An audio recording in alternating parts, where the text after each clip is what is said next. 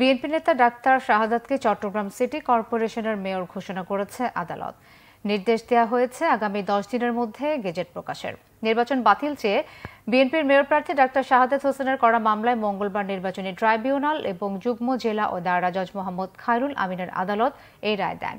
2021 সালের 24 ফেব্রুয়ারি Chittagong city corporation নির্বাচনে কারচুপি ও ফল বাতিল চেয়ে মেয়র প্রার্থী ডাক্তার শাহাদাত হোসেন নির্বাচন কমিশনার সহ 9 জনের বিরুদ্ধে মামলা করেন।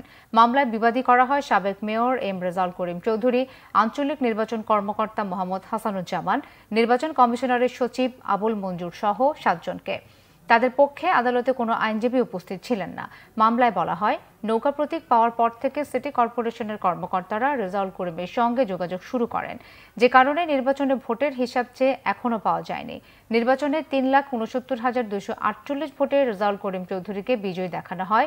ডাক্তার শাহাদাত হোসেন পান 52,489 ভোট। 3টা অর্ডার দিয়েছেন।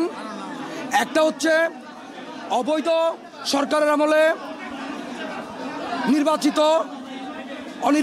নির্বাচিত ডিক্লারেশনকৃত যে গ্যাজেট সেটাকে বাতিল ঘোষণা করেছে। ডক্টর শাহাদাত সাহেবকে বৈধ ঘোষণা করেছে নির্বাচনে, এবং 10 দিনের মধ্যে ওনাকে দায়িত্ব বুঝিয়ে দেওয়ার জন্য ডিরেকশন দিয়েছে। আজকে অন্তর্বর্তীকালীন সরকারের আমলে ডক্টর ইউনূসের নেতৃত্বে আমরা আজকে পেয়েছি, আজকে বিচার বিভাগ যে স্বাধীন এমন করে এই